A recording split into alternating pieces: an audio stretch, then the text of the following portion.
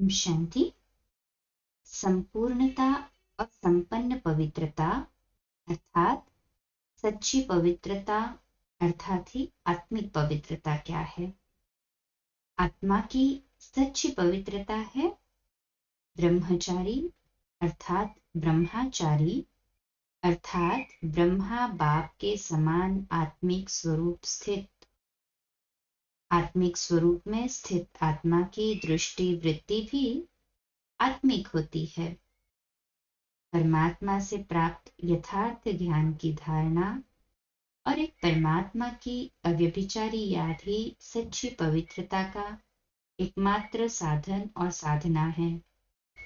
यथार्थ आत्मिक ज्ञान और परमात्मा की याद ही पवित्रता का आधार है। परम धाम में पवित्र आत्माएं ही जा सकती है। सभी आत्माएं अंत समय तक योग बल से यह सजाएं खाकर पवित्र बननी है, परंतु जो योग बल से पवित्र बनता है वह वर्तमान समय अर्थात इस पुरुषोत्तम संगम युग में परम शांति, परम शक्ति और परम आनंद का अनुभव करता है और भविष्य नई दुनिया में ऊंच पद पाता है। आत्मा का मूल स्वरूप ही पवित्रता है और जहां पवित्रता है वहां संपन्नता है, संतुष्टता और प्रसन्नता अवश्य होगी। पवित्र आत्मा में समय पर कृत्य का संकल्प स्वतः आता है और उसकी शुभ में अभिरुचि और अशुभ में अरुचि स्वतः ही होती है।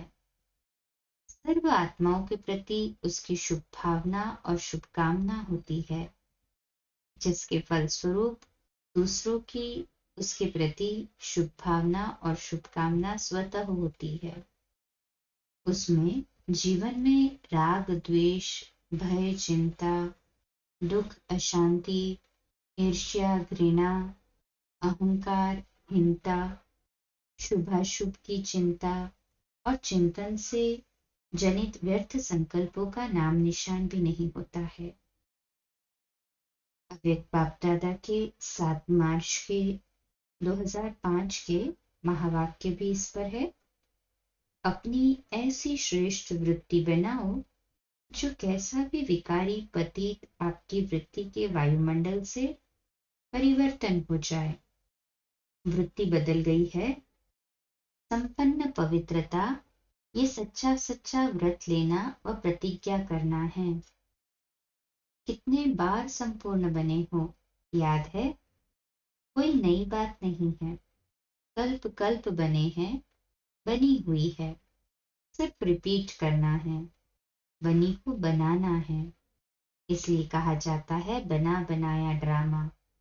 बना हुआ है, सिर्फ अभी रिपीट करना अर्थात बनाना है। तो साकार बाबा के रिवाइज्ड महावाक्य 9 अप्रैल 2012 के। जिनको पक्का निश्चय है वे तो कहते हैं बरोबर आप हमारे माता पिता हो, हम आपकी श्रीमत पर चल श्रेष्ठ देवता बनने के लिए यहाँ आए हैं। अभी हम अपने को संपूर्ण नहीं कहेंगे, अब हम संपूर्ण बन रहे हैं। बाप कहते हैं तुम श्रीमत पर नहीं चलेंगे, मुझे याद नहीं करेंगे तो विकर्म विनाश नहीं होंगे, बंदर के बंदर ही रह जाएंगे, तो बहुत कड़ी सजा खानी पड़ेगी।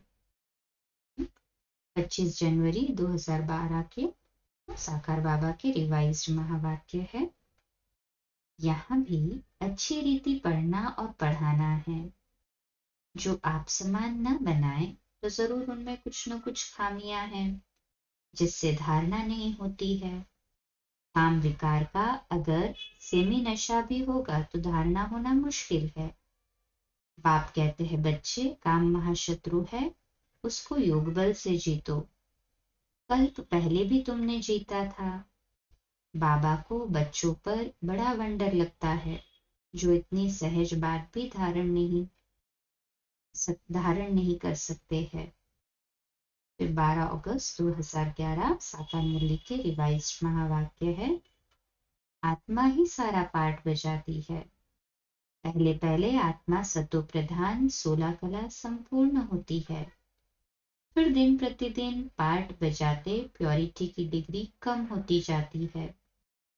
पतित अक्षर द्वापर के बाद काम में आता है, फिर भी आदि से ही डिग्री कम होने लगती है।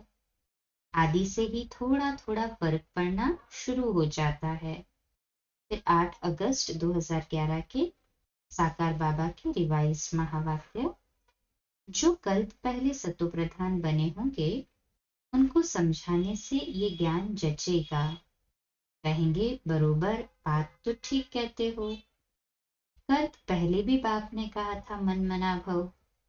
अभी तुमको 16 कला संपूर्ण बनना है, अपने को देखना है हम कहाँ तक सतो प्रधान बने हैं और कहाँ तक हम नरकवासियों को स्वर्गवासी बनाने की सेवा कराते हैं। कितनी सेवा करते हैं नरकवासी को स्वर्गवासी बनाने की, और सतो प्रधान कहाँ तक बनाते हैं और बने हैं, ये चेक करें।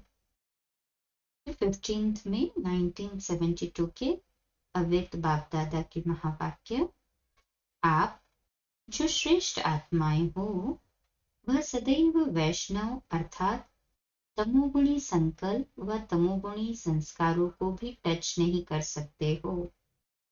इसी प्रकार अगर अपनी कमजोरी के कारण कोई भी पुराना तमोगुणी संस्कार व संकल्प टच कर देते हैं तो विशेष रूप से ज्ञान स्नान करना चाहिए, अर्थात बुद्धि में विशेष रूप से बाप की याद अथवा बाप से रूहरिहान करनी चाहिए। इतनी अच्छी बाबा ने आज हमें दवाई कहो या इंजेक्शन का बूस्टर डोज कहो वो भी दे दिया ना, कि कुछ गलती हो भी जाए, वहां पे तमोगुणी संकल्प या संस्कार टच हो भी जाए, श्रेष्ठता में खामी आ जाए तो तुरंत बाबा को याद कर ले या उनसे रूहरियान करके खाली हो जाए। अच्छा, ओम शांति। कल सुबह अमृत वेला मेडिटेशन 3:30 से 4:30, प्रातः मुरली क्लास 4:45 बजे और रात्रि क्लास 8:45 बजे। ओम शांति।